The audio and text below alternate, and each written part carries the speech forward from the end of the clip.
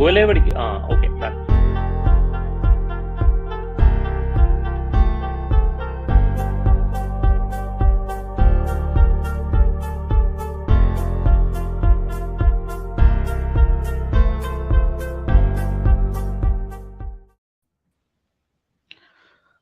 Welcome, Chelsea fans. I hope I'm audible. SK Bro, just checking if I'm audible. Cool, guys. So, welcome to the second episode of Tactical Thursdays. Our guest is on the way. CFC Central, as you all might know from Twitter. So he is about to join the stream. But in the meanwhile, we have a regular panel of tactical experts and football lovers, Chelsea fans. So let me welcome them one by one. SK Bro, welcome to the stream.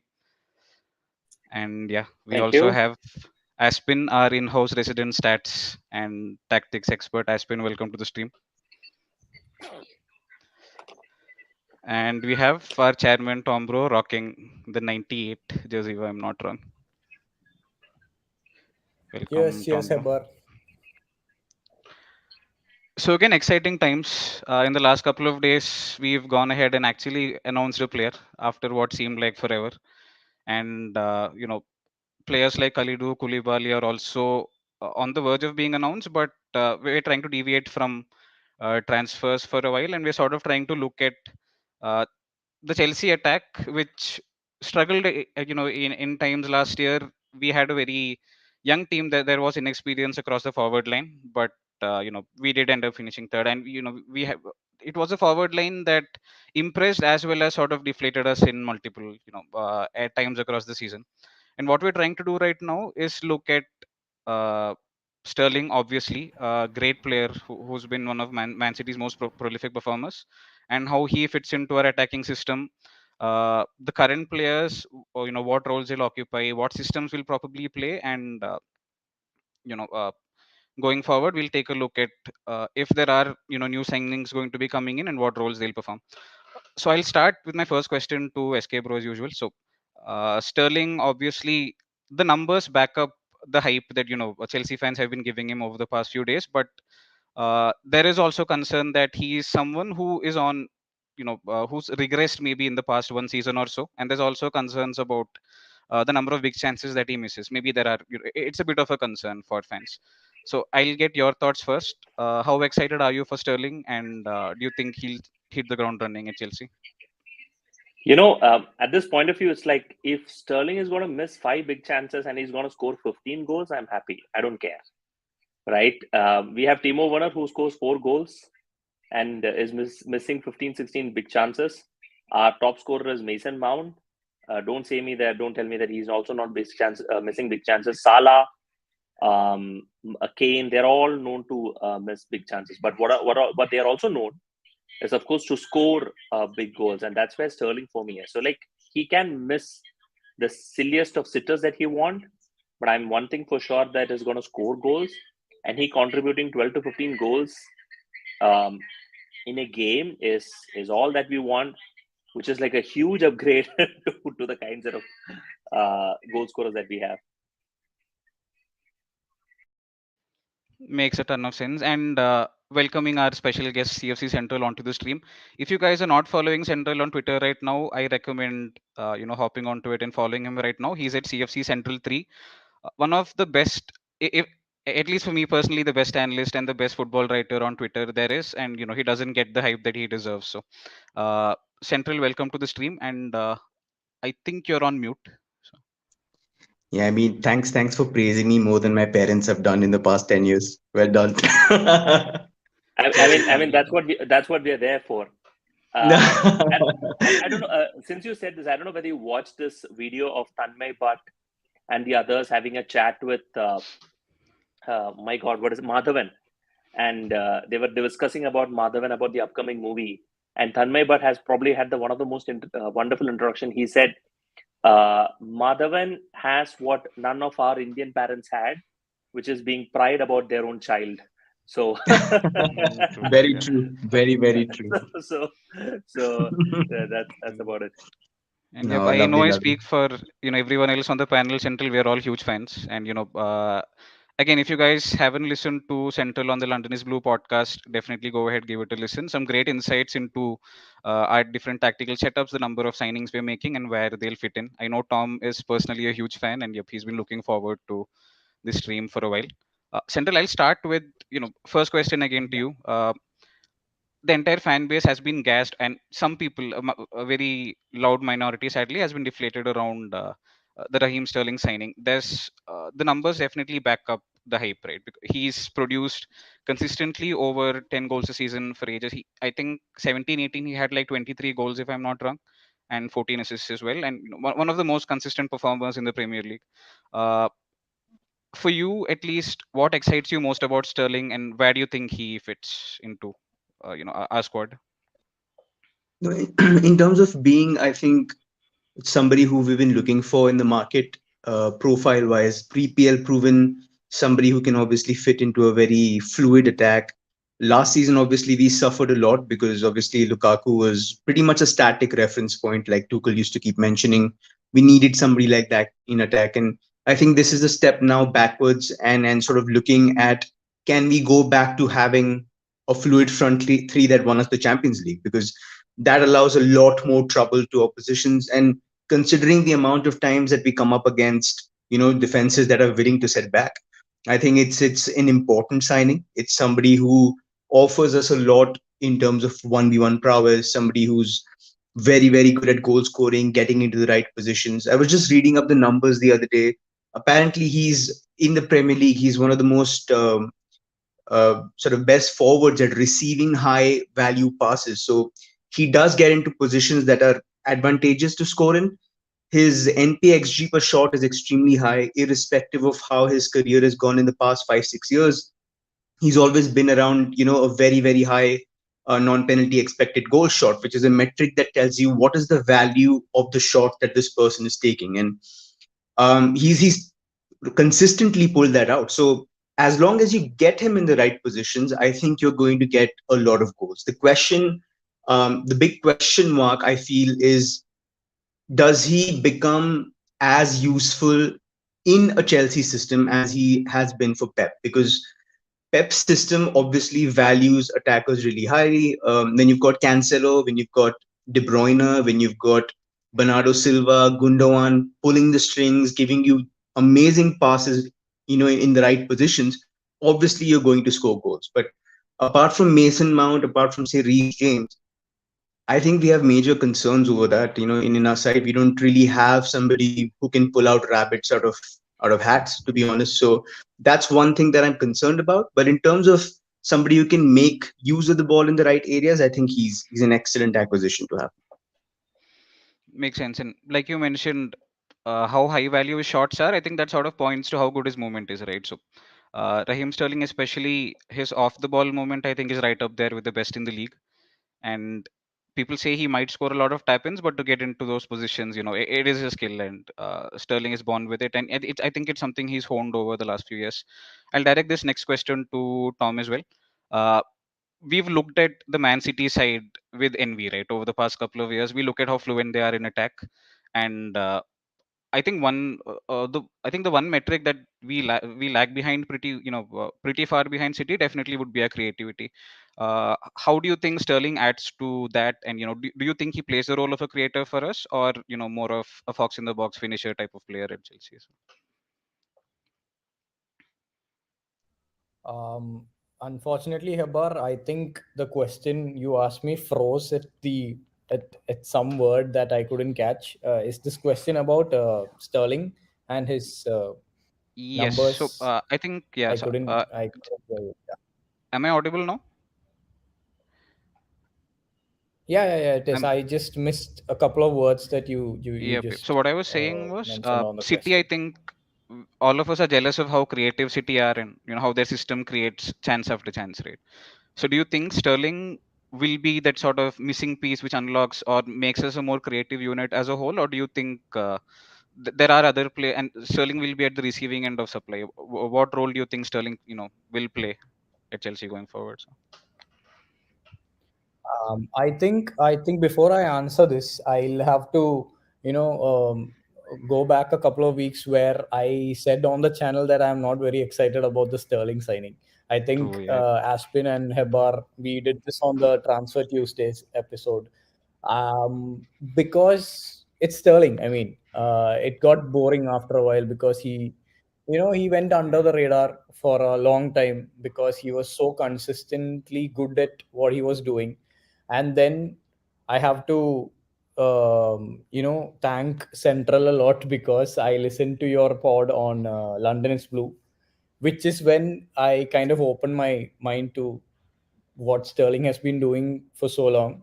And then, yeah, I kind of looked at the numbers and it kind of struck me that we've actually bought into Premier League royalty. It's not just some player who's played for Liverpool and City and is on his prime age or stuff like that. We have actually bought Premier League royalty. And yes, to answer your question, he is we kind of have bought a lot of assists more than goals, because Sterling's assist numbers, even though it's been on the fall, it's not been a huge fall because he's compensated that with a lot of goals. So, and compared to our attackers, his assists, goals plus assist numbers are huge. So I think he's going to be a whole different package. He's just not going to be a fox in the box kind of striker role, or the person who's going to be at the end of all the good chances. He's much more than that. That's what I believe. And I think Mason Mount in an interview spoke about how he arrives nonchalantly at the end of the chances. He doesn't barge in. He doesn't push defenders away. He's just there. So that kind of explains a lot about what Central just said about him being at the box. So he's more of a ghost in the box. That's what I would like to describe him as.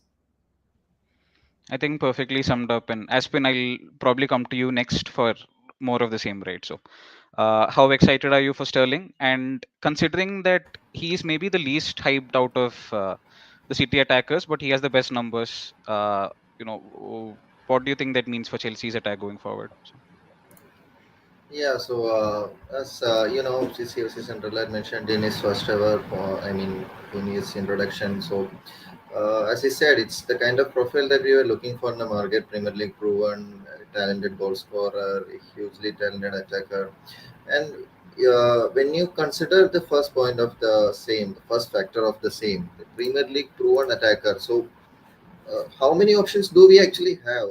We had Rafinha as an option who, fortunately, unfortunately, went to Spain. But when you look at the experience that Sterling has had over the years, winning cups, there was a time when League Cup was maybe still he is kind of like City's own cup because hardly anyone seems to touch the final without them having a crack at it. Then there is, the Premier League, which again they have more Premier Leagues than us right now, right? Or have they equaled us? They have one more, right, with the last Premier League. So he is a very experienced player in terms of winning titles. And when you think about it, his signing makes a lot of sense when the whole administrative package of it. They have not gone for a blind player here. They have not gone for a young, exciting talent, hoping for getting the potential out of him. They've gone for a player who has actually had his prime years playing in one of the top teams in England, arguably the top team in England, winning leagues, winning cups. Obviously, they haven't had the same amount of success in European matches, but still, he is the kind of player that you can go for and expect reliability straight ahead from his starting games. So, I think overall, when you think about it, for me, Sterling has been a really good signing so far. I mean, it's the kind of signing where you can't go wrong. makes perfect sense. Aspin, I'll request you to share the tactics board if you have it open. Yeah, And sure. Central, I think, again, so once we have the tactics board, right, I think a feature of Sterling's play in the first couple of Pep season was he could hug the touch line, draw a fullback in, and sort of create space for other people, as well as make the run in behind when you have people like Kevin De Bruyne and everyone else passing. Right, let me go to the tactics board and see if I'm able to. Got it. I'm able to move it around. Is it visible on the screen, Aspin, right now? It's visible. It's visible. Go ahead. Cool. Yep. So I think. one of Sterling's best facets was that he could touch, he could be a touchline winger, beat people one on one, as well as be the sort of person who attacks space, right? So central, I know Sterling's role has changed multifold over the years. He's played in multiple systems. So City attacked in different combinations. Uh, your thoughts on how, what his best position was at City, how he was, which attacking system suited him best, and what do you think? How do you think we line up with Sterling? And what attacking system works best for Chelsea with Sterling in the squad?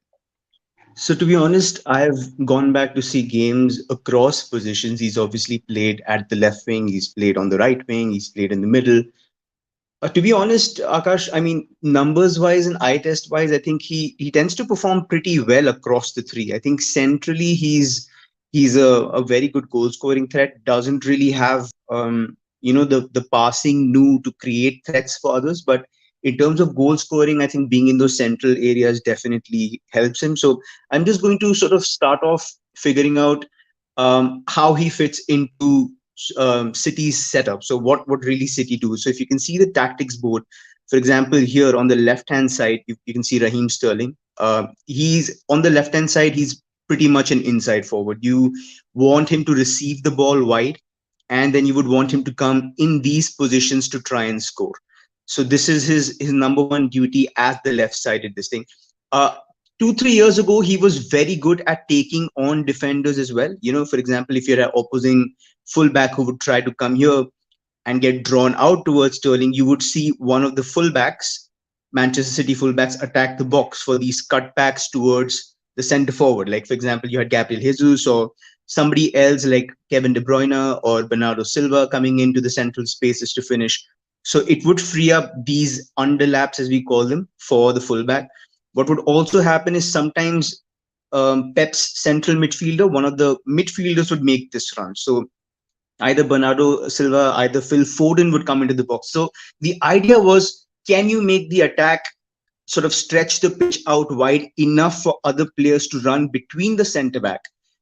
For example, here's the centre back, between the centre back and between the full back to get balls into the box.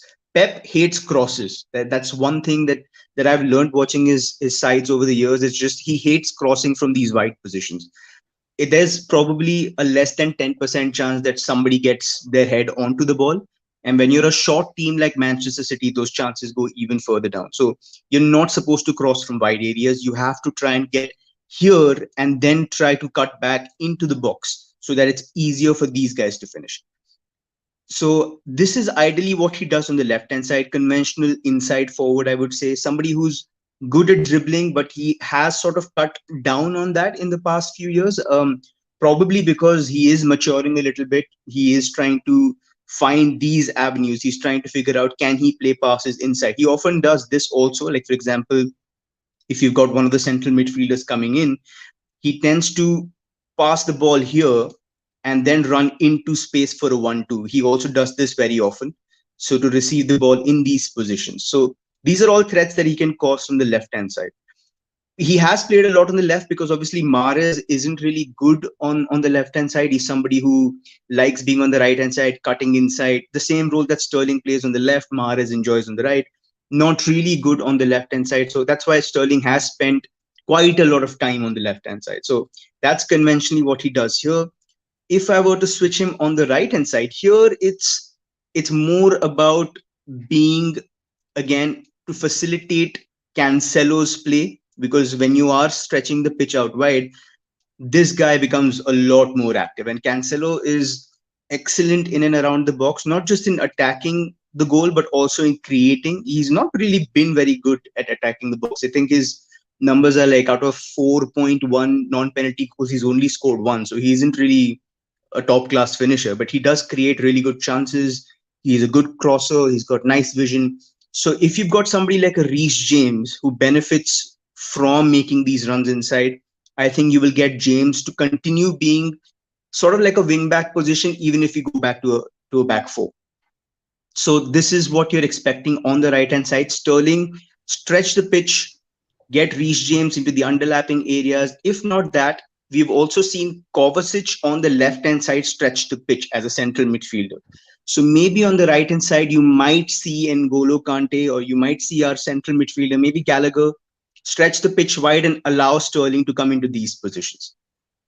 Now, when he's here, he's got a decent amount of finishing. He tends to go with a lot of power, doesn't place shots too much. So he is a good finisher from these positions, but again, good avenue to get balls into the box when you're here. He's very good once he's inside the box. So Pep's, I think, philosophy in general is do not stand in the center of the box. He hates this number 9 just standing there waiting for balls. Yep, true. You have to arrive in the central positions. You have to come, vacate this box, and then come here either through passes from the center or from out wide. You always arrive at this box so that defenders are in disarray and then you score. So that's something that I think Tuchel will or should be looking at doing. He should be trying to make these things happen. Vacate the center Just with to a cut fluid. you off, Senthil. Yeah, So I think he did this a lot in the Sane season, right? If I'm just trying to see if I recollect this right. So I think in correct, 17-18, a lot of Pep's play centered around Sane breaking into the box and then Sterling being right there for those low correct. cutbacks and whatnot. And I think Travis, Absolutely. shout out to Travis, great, awesome analyst, and you should follow him on Twitter, Crossroads CFC. He'll be on our stream on Sunday, hopefully, if we're able to sort out time zones. So I think Travis made the same point as well. Crosses are the lowest percentage pass you can make on a pitch, apart from maybe switches or whatnot. But I think yeah, definitely echo what you said. Sterling's movement in the box, him being there for those low cutbacks, is like a weapon which Tuchel definitely will want to use next season going forward. So. Absolutely. And I think center forward, he's basically been sort of like a false nine. He tends to drop here, like towards the box when he's building up. And from here he tends to run either in this position or this position. He's good at link up play. He's actually pretty strong for somebody who's got that frame. He's almost like an Eden Hazard kind of a frame in terms of Hazard used to do judo, if I'm not wrong. He used to be a black belt there. So very strong, really good center of gravity, able to get away from pressure. And once you've drawn the opposition center back in these positions, you have so much space to run into, in the attacking third. So that is what you can expect if he plays at forward. There have been conflicting reports. Liam Toomey from the Athletic has said that Tuchel's promised him, a role on the left hand side. There are other reports saying that he's promised a central role, and then there is Sam Lee from who's like a T1 Manchester City reporter who said that he actually works best from the right. So a lot of headaches for Tuchel, but I think it's a good headache to have. I think when you have an attacker who can do all those sorts of things across the box, I think it's a really good place to be for Tuchel. Yep, and I think if Aspen can just share, the one link which we've shared, right, which is a short map, and if you can apply the filter for open play, I think it sort of blows up around in and around the 6 yard box, as in sort of echoes the point that Central was making around how good Sterling's movement is in the box. And I don't think we had that specifically last season, right? I think all of us had our frustrations with Lukaku, his lack of mobility, which at times would be because he was taking on two CBs at the same time, but still his movement left a lot to be desired. But Sterling looks like the kind of guy who knows his way in and around the box. I think I remember someone mentioning recently that there's a lot of hate that Muller gets, right? Muller goes ahead and says, people say he doesn't have a skill set that you can reproduce often, but he's literally been, a consistent goal scorer for more than 10 seasons. And I think Sterling gets hated on unfairly for a lot of the same reasons. But yeah, exactly, yeah. So if you look at his open play, uh, I think yeah, goals, yeah, that they should be right. Exactly. So I think this is something that Chelsea's attacking apparatus definitely missed out on last season, and we're lucky that uh, we've been able to do this. Tom, I'll go ahead to you next. And do you think this sort of represents a shift to smart signings, let's say, as in data-oriented signings? So we saw that.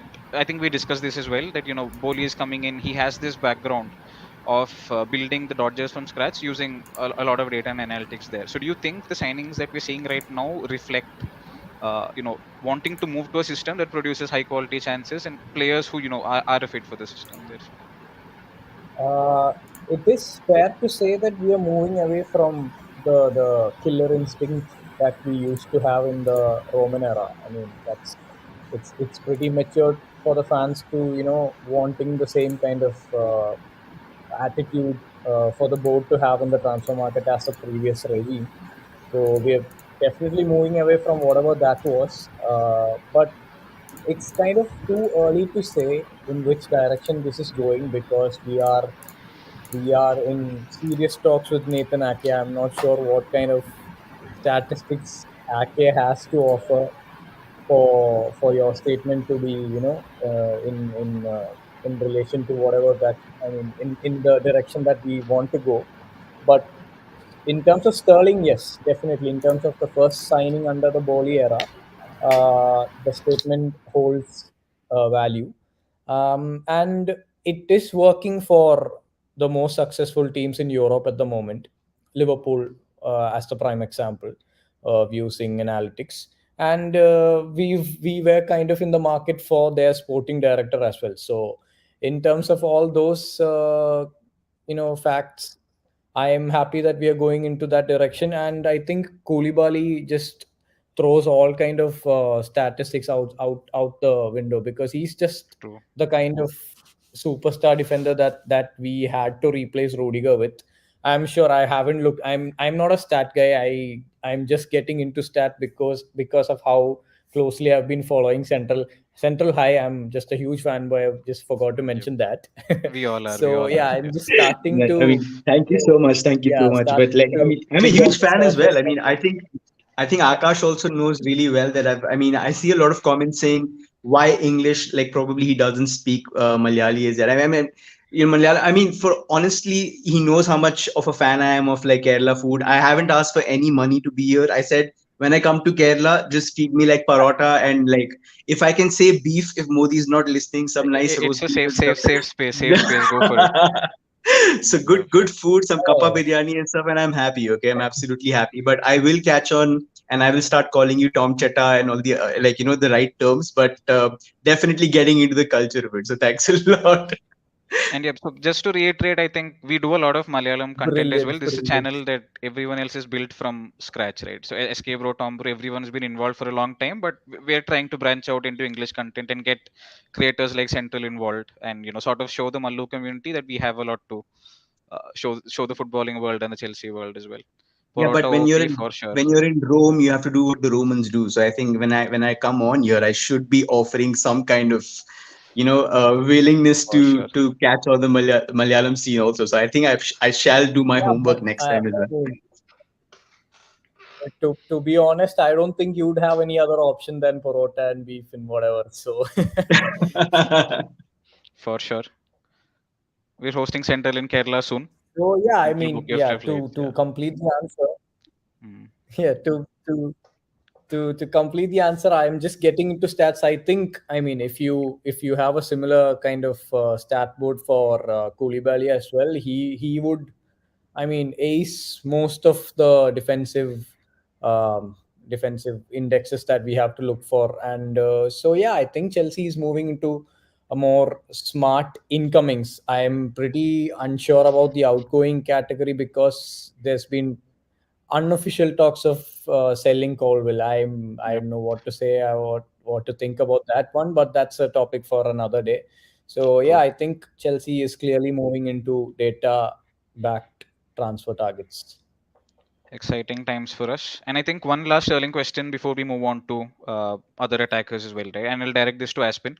I think one underrated aspect of the Man City side is how quick they win the ball back, right? I think in the first season, which they won the league, which was 17-18, Pep spoke about how much time he invested in, winning the pass back, how to get their passes per defensive action down to as low as possible.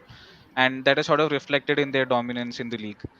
Do you think that will translate the expertise that Sterling brings? Do you think it'll, sort of flow across the pitch into other players at Chelsea? And do you think we'll become a better pressing unit going forwards?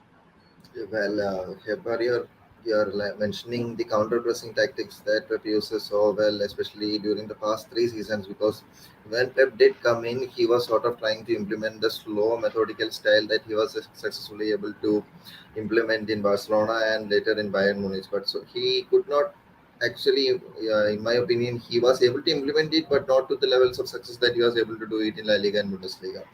So he had evolved his game later to a sort of like a overloaded 4-3-3 system in which he had his Kyle Walker and everything inverted for fullback system and all. And later he again went into this counter pressing system, a full-on counter pressing style of game in which especially players like, as you mentioned, Sterling, Bernardo Silva has been seen from midfield, the work rate that they put in while losing the ball, just to get into the right position, stop the attack, slow down the attack, then crowd the opposition into giving up the ball. So yes, maybe that will come up into our own philosophy, because Tuchel is a in the end a German manager who has been bred in the same schools of gegen pressing, and pressing style in general is something that we see a lot across Bundesliga. The high backline and the high tempo pressing that we usually associate with teams like Liverpool and all this. It's a very common team all around Bundesliga. And since he has his roots in Bundesliga and German football, I'm expecting Tuchel to have some kind of thoughts of implementing that style in our team also. We saw glimpses of it in his early days in Chelsea, especially the Wolves game. We were like crowding the entire team out. Of course, we drew that match. Later on in 2-3 matches, we could see that intensity of pressing, but of course, it sort of we can say changed over. I would say died out, because he changed the entire philosophy of how the team playing, especially during our UCL run. We had sort of a very used to call it, me and Tom used to call it a turtle shell system in which penetration was very difficult. So the entire philosophy changed. So bringing one man Sterling in and having most of the other players of the same squad, maybe, I mean, it's a 50-50 chance. Maybe he might try to implement that system, because again, as I said, I've always found Bernardo Silva as the one player who has been, you know, instrumental in actually initiating and My effectively favorite carrying player in out the that City squad. counter He's pressing magic. system Yeah.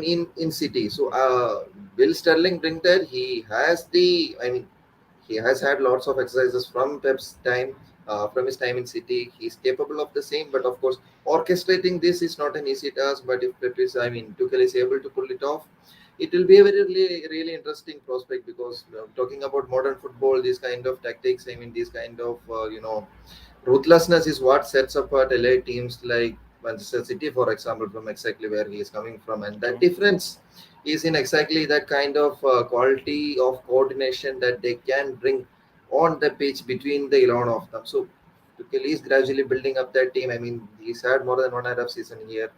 I would really love to see such kind of coordination, especially in a high pressing, high tempo style of game in Chelsea. No doubt. Makes perfect sense. And I think one of the most beautiful parts of Pep's game is 11 players can take on the ball anywhere on the pitch.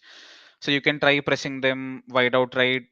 Walker will combine with Fernandinho, the right wing or whoever is playing, and then they play their way out of pressure no matter how hard it gets. And I dream of a Chelsea side that will do that. A lot of people want us to move away from possession football, but I think the days of reactive football could be coming to an end, right? Possession and knowing how to use the ball, how to overload, when to release the right pass is where all teams are finding success, and hopefully Chelsea finds that soon. Yeah, but one thing I'll just like to add to this is that there's one thing that Pep has never changed in his training methodology, and that is his effective use of rondos to make his players comfortable on the ball. When he was in Barca, when he was in Bayern, he would always begin the training session with rondos, and rondos, there were variety of rondos. I mean, he might have invented 2-3 types of rondos. That's what I read in reports.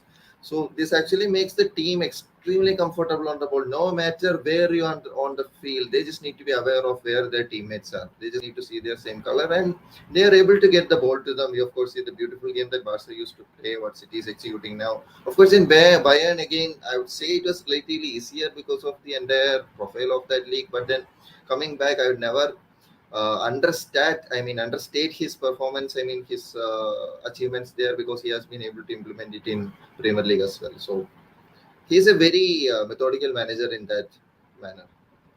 Makes perfect sense. I think, yep, we spent quite a bit of time on Sterling.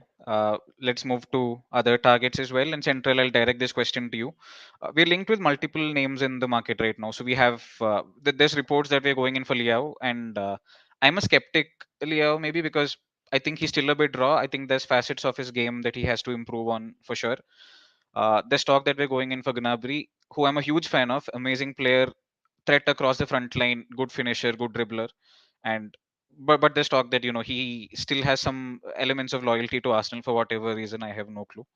And yeah, there's also talk of Lewandowski as well, right? So which would be a dream. I think he still has a couple of years left in him at the very top level. So I'll go straight to you. Again, so this isn't from a transfers point of view, right? So in terms of fitting into our system and people who'll make the most, and immediate impact, uh, uh, your opinion on these three players, and who do you think we should be getting into the Chelsea attacking setup? Well, I think in terms of profile, obviously Gnabry is, I Sure. think, Yep. Yeah. the easiest fit that I see it. I think he has dipped this season. I've seen not as much as I would like to have seen of him, but he has dipped in comparison to the past seasons. Like that game where he absolutely destroyed Tottenham by himself. He has sort of fluctuated up and down. His pace looks a little up and down. His productivity and his numbers have remained very, very good. 14 Apparently, goals, he right? has, Yeah. yeah, 14 goals, and I think somewhere like 5 assists. around double. Yeah, so I mean, it's it's really good because he's done that consistently.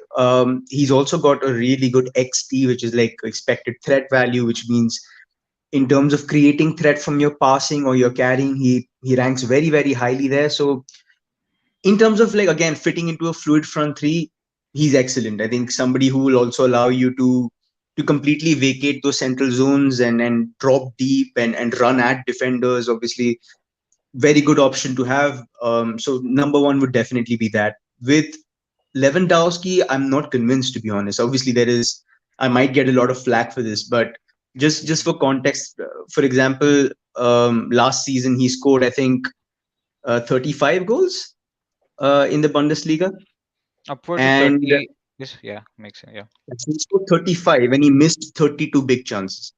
Our front six combined missed 31 and scored 41. So you have a high volume, high volume high volume attacker who obviously gets a lot of big chances. You've got your entire team generating chances for you. At times, Nagelsmann was playing ridiculous formations just to make sure that Lewandowski was getting an incredible amount of chances. So does he emulate the same kind of form when he's getting lesser chances?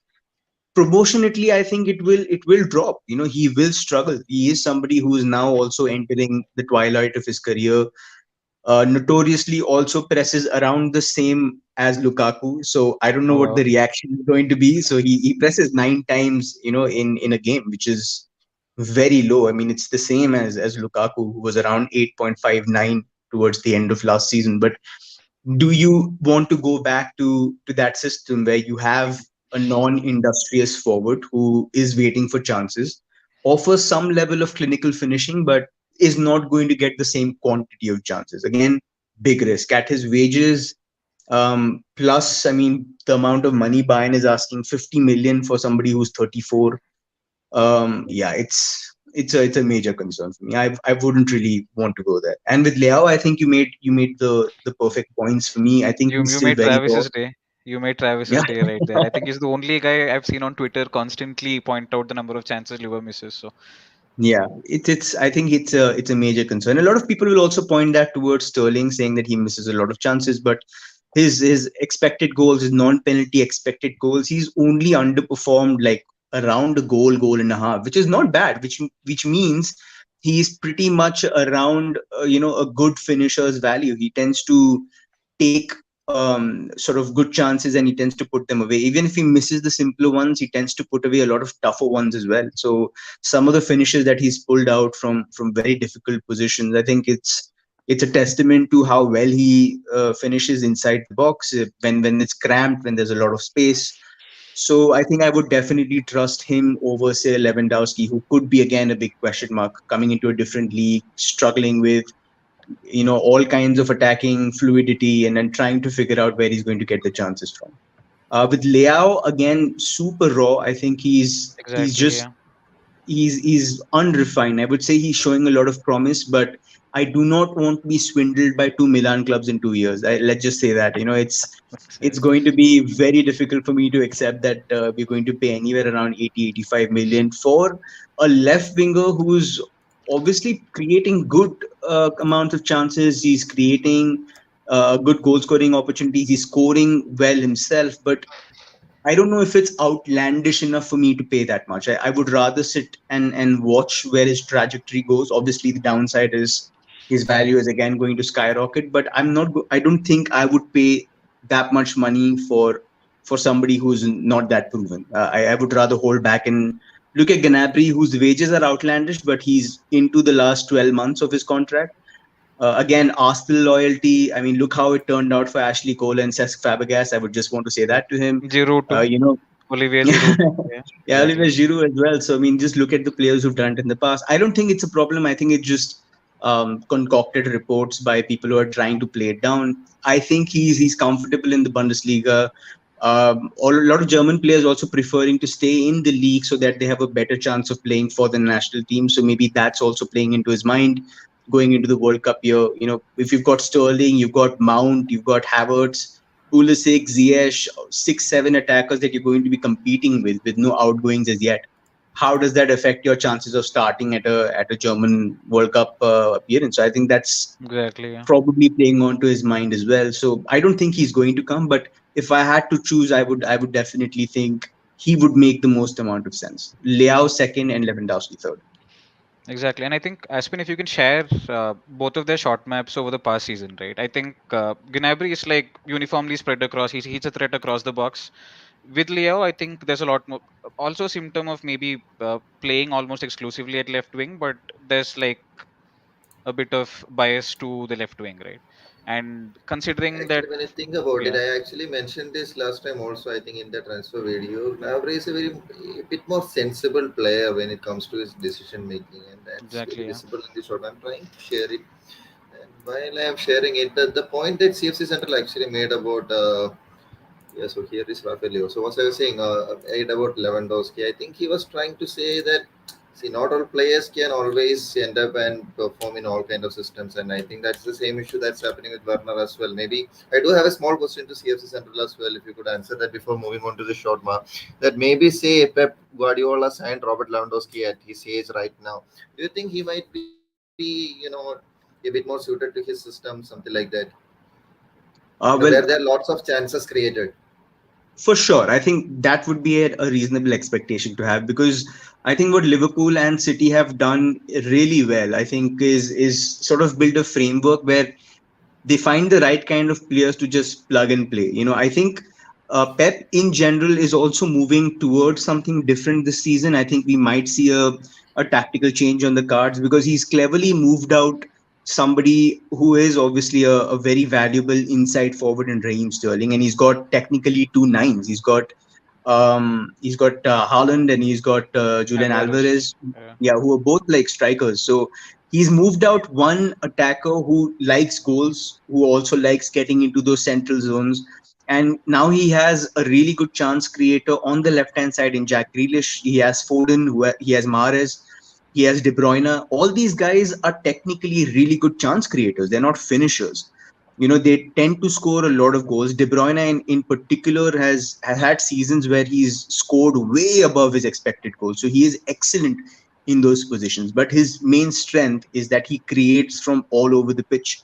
So maybe Pep's now looked at the performances in the Champions League and said, okay, do we get a center forward who's converting chances at an outlandish rate, and let's just now concentrate on getting him the chances. So if you've got that framework, then yes, I think somebody like a Lewandowski would obviously be very happy to play in those positions, getting those chances from those cutbacks. He's very good inside the box. He's technically a poacher, you know. But I look at Christian Pulisic, for example. His expected goals, non-expected goals per shot is actually higher than Lewandowski's. So if you've got a player like him who's getting those level of chances, I mean, Pulisic had 6 goals and he only missed 4 big chances. So despite his rubbish season, he is showing that he can finish. He missed a couple of really big chances, but he has shown that when he gets inside the box, he does deliver. So maybe in those profiles, Pep would be happy with a Lewandowski for sure. I mean, Haaland and Alvarez are pointing towards that. So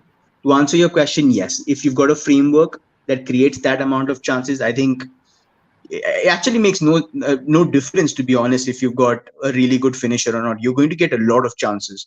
And in Pep Guardiola's side, like, a lot of them tend to underperform when finishing, but the goals keep racking up.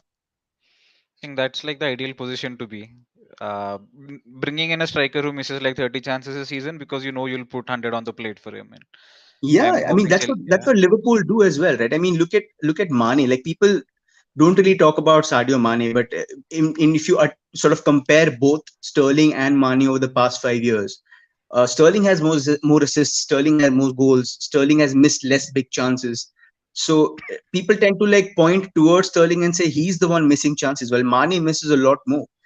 But defensively, obviously, Mane contributes a lot. He's absolutely phenomenal with his work rate, which Sterling doesn't tend to do. So maybe that's why he is given a lot of leeway. But the ideal tactic for Liverpool is create so many chances that it doesn't matter. It doesn't matter who's at the end of it. You're going to score more than the opponent, and that's what matters the most. I mean, in terms of assists and in terms of big chances created, we've been like 30, 32 goals, about 15 assists, about 20, 25 big chances away from those big two. I think that's the gap that we have to bridge. And somebody like a Lewandowski who gets like 4 assists, Liao who's got 6, 7 assists, probably not going to bridge that gap for us. Makes sense. And yep, I think that might be my only concern with Gnabry as well. I think on the goal scoring front, he hits like 13, 14 goals a season. Huge upgrade over what we have right now. But if you look at his assist numbers, the number of chances he creates, maybe we do need a different profile. Maybe just maybe one concern that we're seeing right there. So, yep, I think I'll move on to Tom next, and roughly around the same question. So we look at these three forwards. We've talked about how they fit in. If you had to choose like one from these three, who would it be? And if you want to bin all these three and choose another guy who you think will complement our attack, who do you think the right person to sign would be? Again, going by being an absolute fan of the sport rather than looking a lot into tactics, it makes a lot of sense to go behind Sarge Gnabry instead of Rafael Leo, who I believe every word that you guys have discussed about him, saying that he's just too raw at the moment. I mean, watched a couple of fanboy YouTube kind of videos. It just shows him beating a man once and then beating him again by going back. That's the kind of stuff Yep. that makes kids excited. And one positive that I found about him is the fact that he's really strong. Physically very. He's got a wide frame. He reminded a little bit, kind of I hope Arsenal fans are not watching, because I saw a little bit of Thierry Henry in him. Thierry Henry. I could be very wrong, but that's something that I caught watching some of his moves. Apart from that, he's just too raw for the Premier League at the moment, and he carries the Serie A tax, so that's always there. So, and again, Lewandowski is too good to be true. I mean, too good to turn out to be good at Chelsea, because it's kind of That's like a one way. cheat code. He's always been a cheat code to Bayern Munich, but I'm not sure those kind of cheat codes work in the Premier League. So among the three, it's just a given that it's going to be Serge Gnabry, and I'm a huge German fan as well. So I've seen how ruthless Gnabry can be to certain North London teams. So that's always been an Yep. impressive, eye-catching feature of him. So yeah. Always a plus. I think one thing I've noticed about Rafael Leo especially is he played with one of the best sounding boards for strikers in the world. Hmm. And he matched Olivier Giroud's output there as well. Whether he'll find the same comfort playing with the likes of Sterling or not, with the likes of Havertz through the middle, I'm not too sure. Maybe that's one facet of Havertz's game he has to improve. And again, last question in this section, I'll direct to Aspin right here. Again, out of these three, I know you're a huge fan of Nkunku. Let's say I saw a couple of questions say, a I'm couple not a of comments huge saying, fan of Nkunku. yeah, but I'm not a huge fan of Nkunku, but when you talk about signature signings based on performance alone, he's the hottest prospect in England. I mean Europe right now. In my opinion, that's just it. I'm not a huge fan of any player from Bundesliga after our, let's just say, Werner, Timo Werner yeah, saga. makes sense. But I think he has But more do continue technical. question. Yeah, I think he has more technical skill sets to his game than Nkunku. Just to say, uh, but let's say if we were to sort of pursue signings outside of, or pursue profiles in attack outside of the three that we just discussed, right?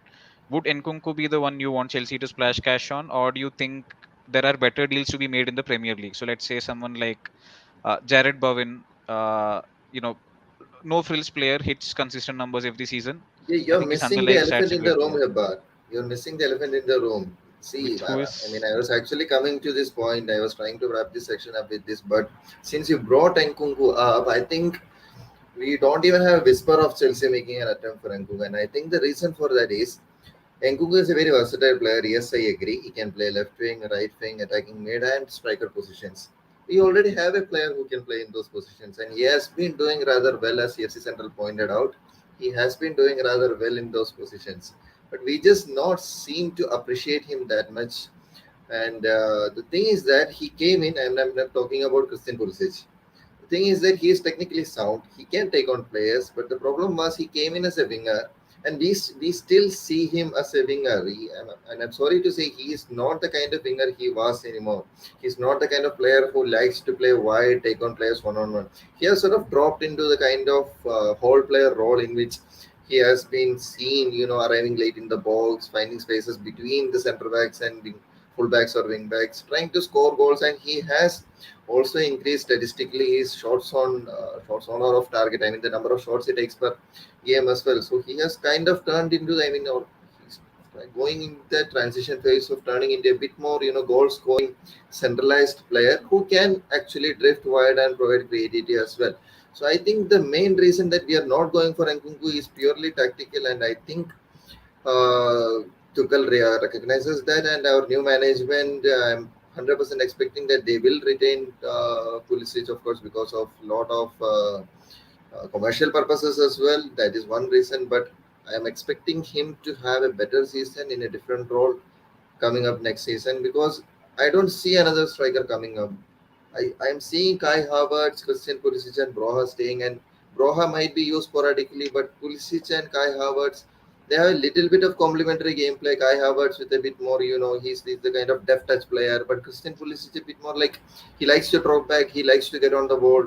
So we might see them mixing up in the central areas coming up. So I think that's why we are not seeing any immediate outings from the left side as well, because I think Christian Pulisic have already briefed about this particular role that he's going to play in the next season. So that's what I'm expecting. I don't have any reports to back my points yet, but let's just see. Maybe the preseason games and everything might give a glimpses of what has been planned within the squad by the manager and all these things. No, He's but got Asif, new just to yeah, jump in, the yeah, Nkunku links died down because he signed a contract extension. So he 100 signed a new million contract. Yeah, release he's now clause as well, signed. right? Yeah, He's signed to 2026, and there probably some German reports are saying that there is no release clause. Some are saying there is 100 million. Some are saying there is 65 million. So not really sure which ones to believe, but yeah, he's I think the links died down because he signed a new contract. He's pretty sure that he wants to stay at least one more season and see if he One can more season. recreate that form, and then after that take that big move. Yeah, but I do want to know your take on how Pulisic. I mean, you must have also noticed during your podcast and your statistics as well that Christian Pulisic has had this kind of role change, especially when he has been playing. You know, especially in that I have seen two forwards when Christian Pulisic and Kai Havertz playing very much coming up. That shape coming up. So have you noticed the same, and do you expect the same going forward to next season? I think Pulisic's issues are more psychological than tactical. To be honest, I think it's just been a very difficult year and a half for him in multiple respects. I think he's slowly started to realize that his body tends to crash because of injuries. I mean, he's missed an incredible amount of football for somebody who is 23 years old. He's got those soft muscle injuries. He's lost also, I would say, the vital 1 yard of pace and acceleration that he had at Dortmund, which made him a nightmare to come up against. A lot of times when he played in the Champions League against Real Madrid and against like the big sides, they were super surprised by how quick he was. Just lightning, absolutely untouchable in terms of how he used to run, how he used to take on players. That has dipped, just like I see with Callum Hudson-Odoi, it's just, I think, a psychological issue. The first time you see him take on a fullback and he gets tackled or he can't go past, he stops. He basically stops. He doesn't want to do it again. So you tend to see that hesitation. You tend to see something's bothering him. He doesn't trust his pace. He doesn't trust himself to beat those players anymore, which is, I think, a very worrying sign. But a lot of players have taken moves elsewhere and come out of it. Sometimes they rediscover that pace. Sometimes they rediscover just the feeling of, you know, being able to do that again. And some players adapt. Like if you look at, say, Cristiano Ronaldo, who crossed 31, 32, realized that step overs and sprinting past people isn't going to cut it anymore. He adapted. He moved centrally and he became sort of like a center forward. So, like you mentioned, I think it's a great point regarding Pulisic, saying that maybe there is a change in brief. Maybe now we stop looking at him like a left winger and we look at him as a poacher. Somebody as a support striker. He played in one of those games behind the two forwards, and he looked really good. He created 4 chances, I think, Exactly. that game, Exactly. and he looked as if like somebody in the central role who can go left, who can go right. I think that can definitely benefit him. And when you look back to his best performance in a Chelsea shirt, which was that hat trick against Burnley, he was running through the center. He took on players, then he sort of like went to the right hand side, got 2 shots and scored twice. So maybe in that central role is something that could benefit him. But again, when you look at Mason Mount and the way he's been playing, the way he's been creating and scoring double digits for goals and assists, can you displace him? Is the question, and that's the big question mark over Pulisic as well as Callum Hudson-Odoi.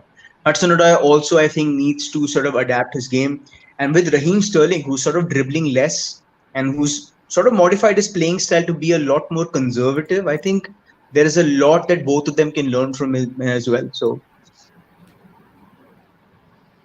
Makes perfect sense. I think we've sort of thrashed out the finer details of our attack for quite a while. Central, do you have a hard stop? I know you have a podcast to appear in like 5 minutes, or do we have like a couple of minutes to run through the no. So signings? that's been pushed on later on. So don't worry, I have time. Got it. So yeah, so our plan was we've sort of looked at the different profiles we have in attack, and we sort of wanted to quickly run through. Our defense right now is shaping up in a completely different direction to what we expected, right? I don't think at the start of the window, all of us wanted one left-sided center back, a guy who could play LCB, but we're looking at buying almost every LCB available on the market by the looks of it. So, uh, just wanted to get your thoughts on again. So Koulibaly is a player who's played almost exclusively at LCB in a four, right? So his experience in a back three, I think, is limited to say the least. I think he played a maximum of like 3-4 games in a back three last season, and the season before that, I'm not too sure. You're getting in someone like Impembe who has played in a 3 and a 4, but I think is more comfortable in a 4 at PSG, if I'm not wrong. What do you think that it points to us shifting to a 4 at the back and other systems, or is it just Tuchel sort of trying to keep his options open and buy players so versatile and can play both systems? I think Koulibaly definitely plays a lot at right centre back for Napoli as well. I mean, he's changed a lot of defensive partners over the years. Rahmani's come in. He had Manolas in between. When back a couple of years when Sari was obviously Albiol playing was there, there. he had Albiol, who he had Albiol, a yeah. really good partnership with. But he plays right centre back for Senegal as well. So he's comfortable in both positions as somebody who's predominantly right-footed and plays on the left. I mean, he's sort of like a Rudiger kind of profile who's happy to sort of utilize his passing range, because when you're there, you can open your body up and you can ping passes. You see a lot more of the pitch. But he's comfortable on the right. I've seen both performances, and he looks good on the right as well. I don't see any major issues. He did pretty well against Mbappe when he was playing there against True, yep, Paris yep. Saint-Germain in the Champions League. So I don't think there is an issue in that sense. The good thing is I think he can play across the back line. He can also play in a three. I think there was one Napoli game that I saw that they played a back three, and he was the CCB. So he can play there as well. Like you mentioned, the only question mark I have is what exactly is the logic behind getting Ake, Kimpembe, and Yep, Koulibaly? Like yeah. I don't see the sense.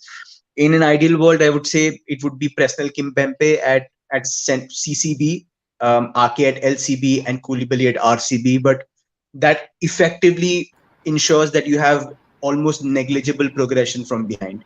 you're not going to get the kind of runs that Rudiger made into the final third, because honestly, Kimpembe is a little hesitant to do that. He's more of a reactive defender. He's more about, getting back, tackling really hard, making sure that he covers markers, got spaces.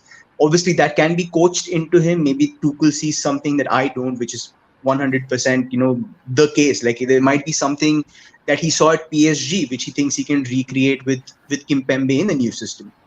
But ideally, I would say, yes. Sorry, Aspen, go on. Yeah, I was just wondering. See, we were talking about a lot of signings now in centre back. So I was just wondering. This comes right out of the blue. Okay, we haven't made a pure defensive signing yet who can play a lone defender. So do you think that slotting a key as a central defensive midfielder in say a 4-3-3 or a 3-1-4-2 system will actually work? Nathan Aki. Aki as a CDM, are you asking? Yeah.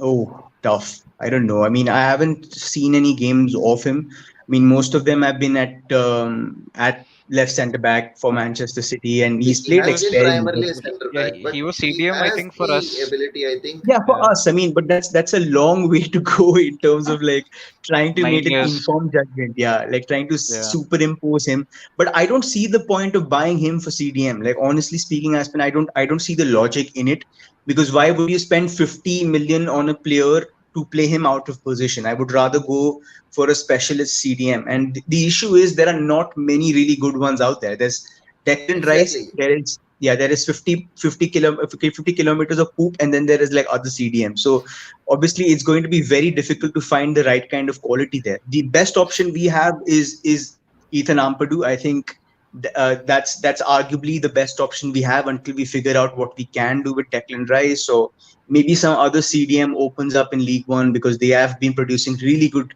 central midfielders in the league. So maybe that's a year that we will take to sort of figure that out. But I don't think Ake can slot in there. I mean, I wouldn't play him in there. I'm not a coach, but this is just my humble opinion. I wouldn't play him in there purely because I have no sample size to go on. There are no competitive minutes in the past 5 years where I've seen him play at CDM. I don't know if he's played there at Bournemouth, but at least at City he hasn't, and that's a big question mark. So I wouldn't play him there. I think even for Netherlands, he's played exclusively at center At back. centre back, yeah. Yeah, So well, Ampadu has played there. So why wouldn't you go for somebody who's obviously pulled out some incredible defensive numbers? Like on the ball, obviously at a team like Venezia, you're not going to register 95% pass completion, and you're not going to be very possession heavy in the sense. But in terms of his defensive profile, the amount of work he did, the quality of his tackling, the way he was able to read the game, some mistakes here and there, some red cards here and there, but other than that, I think he was very promising. So if it's going to be a decision between choosing 50 million for RK at CDM and choosing somebody that we don't know, for example, Ibrahim Sangare or Czech Dokore, who's now just gone to Crystal Palace, I would rather trust Ampadu and then see in a couple of years where we are. makes perfect sense. Tom, I'll direct this next question to you again. I know how strongly you feel about the Colville news, and do you think there's a chance that contrasting reports over the past couple of hours, right? So, in terms of a pathway to Chelsea, to a first team role at Chelsea, do you think Colville has that, and do you think Chelsea will be able to convince him even if we end up signing both Kimpembe and Ake? And this is assuming Sarr leaves. I don't want to think of a scenario where we have like 7, 8 central defenders competing for like 2, 3 places, right? So, do you think Colville stays, and if he does, where do you think he slots into the back three? This Colville situation, it's kind of funny. I mean, we had just announced Sterling, and then the here we go for Koulibaly had just come in, and then all of a sudden Fabrizio, as if he was bored, made a bold statement saying that Colville wanted to leave. I don't want to, I've never been a reactionary fan, and I still am not. So I'm still waiting for more concrete stuff to, appear before being judgmental. But my advice to a 19-year-old centre back who is just on the verge of breaking into the Premier League is that stay with the club that you've been a part of since you were a boy, because we are bringing in.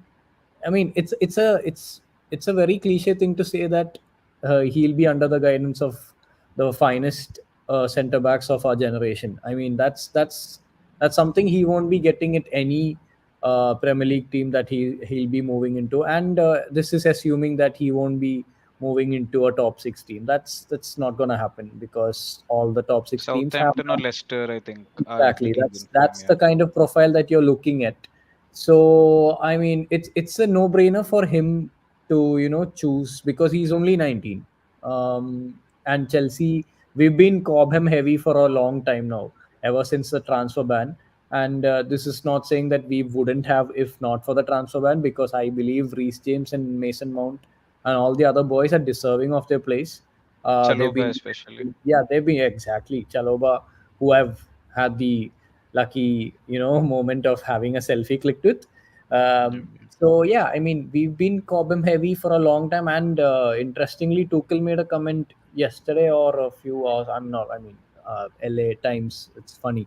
So he made a statement saying that we are a very healthy mix of academy, foreign talent, and experience and all that. So that's important for a manager to keep his keep true to his words, especially to the academy boys who are looking up to the manager, who are trying to impress the manager, trying to catch an eye, and performing well at the preseason. So yeah, I think we need to move away from being such reactionary fans, especially on Twitter, and Yep. look at more credible sources of information before judging a 19-year-old for his ambitions. Exactly. And not being reactionary on Twitter is wishful thinking. All we'll see. One of the best and worst places to be a Chelsea fan, if you're being honest. Aspin, again, I'll move on to you. Yeah. Let's say there's a choice between back three and back four, considering the personnel we have right now. I'm not counting on us having I'm the Kimpembe. wrong. Yeah, You just put a choice between back three and back four, and I'm the wrong person to ask that question back because three I'm biased for proponent. No, I think back three any day. Aspin and I should make another group, 3-4-3, 3-5-2 rules, because it makes pure sense to us. I mean, five people in attack, Exactly. five people in defense. I mean, I think it would take a long CFC central briefing, to break us of our faith of three at the back, maybe. We'll See, but probably have I CC. will answer Yeah, your question, Hebar. See, coming back to this back three versus back four discussion, say I mean, I do have, as I understand, Koulibaly in my club right now. I have Thiago Silva in my club right now. And I have two of arguably the best of England's wing backs in my club right now. So having a back four is only, what can I say, seeded by the presence of a defensive cover in front of that. So as long as we have a defensive cover at CFC central mid, a Rice and then a long gap. mm, If we get Rice, I don't know. We can definitely switch to back four. I mean, we have that security there, we have that comfort there, we have that protection there from Declan Rice. But given the players that we have right now, N'Golo Kante is not a holding midfielder. If anyone still have that doubt, please have it. mm. I mean, get it out of your mind. He's not a holding midfielder. He's a defensive midfielder, yes, to many extents, but he's not a holding midfielder. Kovacic and many other players that we have, not a holding midfielder. Gallagher coming in, not a holding midfielder. Ethan Ampadu is not a holding midfielder.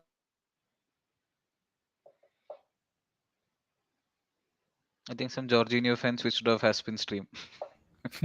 Maybe. Is he back? No, We'll not yet. probably let Aspin continue. And I think, yeah, we're almost at Nobody is time right only now. We've holding. had, yep, he's back. I Hello, think you got disconnected in between, bro. hello. We Switch heard to. you tell Kovacic. Yeah, so we have players like Kovacic who are extremely good in box to box roles, especially we have Gallagher coming in. So as long as we don't have that protection, I will not switch to a back four. It's as simple as that. And as Tom was pointing it out, having a back three is the kind of security within itself. You already have five defenders on the field, five out and out defenders on the field. Then the five attack, five defense system that Tuchel has implemented over the years comes into play, which might see a change this time. I am expecting a four-man sitting back with six-man going on the attack. Of course, that all needs to be seen. But at present, if you ask me, I would still stick to the three at the back system. because of a lot of reason. It is highly versatile. It can switch to a lot of different formations. With the three at the back system, you can actually defend as a 4-4-2 also when you think about it. Of course, I'll leave that for another session because we are almost at our end. So my personal opinion, we stick to the three at the back system, but we need more rotation up front. We need more penetration up front, and we need more clinical finishing up front. We talk a lot about the number of chances we create, but we talk very less about the quality of chances we create. So that quality of chances needs to rise, and maybe that is something we really need to work upon. And it's not the finishing that's not always been lacking. It's usually the type of chances they get. We say that they miss the chances, point blank chances. Yes, Werner has been missing some, but is he getting all the chances that he's supposed to finish? That is also something that we need to take a look at. Of course, AC Central in his podcast might be discussing about the various fractions and empirical relations like HGs and everything. I actually give a good insight into this. So these kind of things really need to go up, in my opinion, and I'm pretty sure that with the present system we can implement a better, quality chances based. I mean, quality chance creation based system with the kind of players that is coming in. So yeah, that's what I'm expecting. Keeping the three at the back and making it a bit more versatile, bit more free flowing, in my opinion, especially in attack. Makes sense. Proper arguments in favor of a back three, and I think I echo a lot of those sentiments, right? And we've lacked a DM since Matic left, and we haven't won a league since. So figure, sort of self-explanatory there. I think we're at the end of time, and yep, Center, I'll come to you first. This is probably the last question on the pod, and since we started, with this focused on attack, we'll sort of revert to the same. If you were, you know, choice of three players, first choice front three, considering the best that we have, who would it be? Okay, so that's a tough question to ask before preseason is done. But I think ideally, if I were to look at profiles, it would be Raheem Sterling, Kai Havertz, and Mason Mount. I don't know if we have the right kind of combinations to go three men in midfield. I don't know what that composition looks like. If it's going to be Jorginho, Kante, and Kovacic, then I am a little hesitant because that hasn't worked in the past. Which one plays as the deepest midfielder? Who's going to be protecting the back four? All those questions again come in. So if it's going to be three, then definitely Sterling, Mason Mount, and Kai Havertz. I actually ran a poll on Twitter, and yep, so this same combination was took like around 50% of the votes there. Mount, Yeah, I obviously, with think. his output last season. Yeah. Havertz, definitely, yeah, best choice at false nine, and Sterling, obviously, are marquee signing. So Yeah. So perfect. I'll yeah, I move think. on to Central. Yeah, Go I ahead. think that. No, I was just because you mentioned something about Gnabry. I don't know where this came from, but like I just sort of like to throw a trivia kind of thing at you. How many big chances do you think Mason Mount created last season, like in the Premier League? Tom and Aspen, free to sort of jump in. What number? Like, can you just put a number in? 20s, maybe I don't lesser, Big, lower 20s, maybe Big chances, I 21, think, yeah. 22, big something chance. like that. Big chances, Big I think, chance. might be a little less Big than. chances. Yeah, big chances, I'll not go with chances, big 9. chances. I'll go with 9. What about you, From Tom? A number? from 20 to 9, let's say 13. No, I first heard chances. I first heard 13 is chances. Yeah, 13 big is chance. always my number, so yeah, let's go 13. Let's see. Balak. Okay. What about you, Akash? I'll go with 8. Frank Lampard, always, given a choice. Yep. Frank Lampard. Not bad. I mean, he created 10. Yep. So what Our about Gnabry? How much do you think Gnabry created last season? Big chances. But do we apply a factor of Bundesliga tax on 10. that as well? Do we No, divide so it by? no mathematics, just like independent of Bundesliga tax, and then depending on like sort of like income tax percentage, like who's viewing from what perspective, they can apply the percentage. So pure numbers, how many did he create in the Bundesliga last season? 10. I'm 22. going with 10. 22 10. bol. Oh, Tom, Yeah, I'm going with 20 plus 20, 20, 22, William 22. Akash, I'm going with 10. 22. 17. Not bad. Okay. Exactly. So he is somebody who creates a lot as well. Obviously Bundesliga tax, but in terms of getting goals and in terms of getting chances, he could be definitely an option. But like with the So just question out that of you asked, curiosity, do you have the numbers for Kimmich? As in, how much did Kimmich create last season? I think he's one of big my favorite chances. midfielders. Yeah, big chances. That would be a sort of Uh, barometer for us to aspire towards, right? Our midfield should be I think clocking those Kimmich, numbers. yeah, I think Kimmich in terms of key passes, he was creating a severely high number for somebody in his position. But I am looking at the numbers he created 14. 14 big chances from midfield. Yeah, from midfield. Wow. from deep We, we midfield. should we should be hitting those numbers, man, for sure. Yeah, I mean, yeah, he's probably the marquee signing if we could get him, but he's not coming anyway. So He's Kimmich not would have coming been amazing. anywhere. No, he's not coming. He would solve our central midfield issues for the next 4 5 years for sure. But like, he's not coming. As everything. Absolutely not. Just last Tuesday, we had a similar discussion on how Gnabry would actually, settle into our. I had it with Hebar only just last Tuesday, transfer episode. So I was also telling the same thing. Gnabry is more sensible in his decisions, whether it be a shot, whether it's the type of passes that he, chooses in a certain situation. So I think that reflects in the number of big chances he has created. Leaving the tax aside, the number is pretty huge for the position that he does play. Yeah, I mean, it's really hard. I mean, I think midfield is going to be arguably the toughest thing because we've strengthened attack, we've strengthened defense. It's the midfield obviously with Kante and Jorginho's contracts running out. It's a huge issue. I mean, there are no good, the right kind of profile in midfield that we've been looking at. The number one thing, like somebody mentioned in the comments I was reading, Marcelo Brozovic was on the last 6 months of his deal, but we were going through the takeover saga, so we couldn't bid. And now he's extended. He would have been, I think, my first choice, especially with the Kovacic connection in midfield. That would have worked out really well. But other than that, nobody else. I think Ismail Benacer is a good option, but everybody else is Good just creator as well, Benacer. I think yeah. he's Benacer settled in creates. Milan, though. He's He's a good proper creator. happy settled in Milan. Who? Sorry.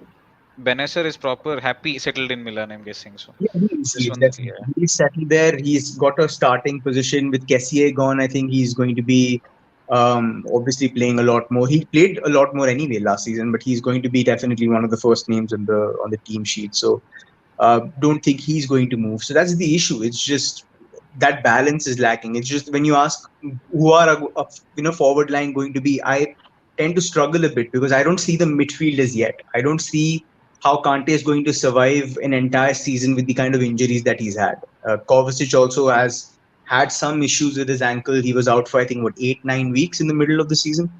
Jorginho had back issues and talk a lot about Jorginho, insult him all you do. He regularly covers 13 plus kilometers in midfield. So he is an endurance runner. He sort of covers a lot of ground and fatigue builds up. So I am worried about the balance there. I don't trust Ruben Loftus-Cheek in there. I don't trust Yeah. Gallagher to find a position if it's not a midfield three. I don't see him playing as a central midfielder in the two. So that's going to be Tuchel's main priority to find out what the balance is in preseason. I think we just got our segue into next episode with Central. We'll probably spend 1 hour dissecting our midfield and possible solutions there. But again, I think all of our viewers have been on for a while. We'll probably let them get some sleep. I think this has been an amazing team. Central, again, thank you so much for taking the time out to do this, man. I know you have a My crazy pleasure. schedule, but yeah. My pleasure. My pleasure. Always here, brother. Always here. And Aspin and Tom, this was great fun. We should do this more often for sure. And Definitely. for everyone who tuned in, I hope you guys had a good time. And again, don't forget to follow CFC Central, CFC Central 3 on Twitter. He produces some of the best, tactical analysis threads and videos for sure. So, and Central, if you can share your Substack link with me as well, we'll probably drop it in this, description section as well. So, Shall do so. cool, guys. Thank you so much. And yep, looking forward to doing this again soon. Bye bye. Right, take care, buddy. Good night. Right, lads. Thank Good you, night. guys.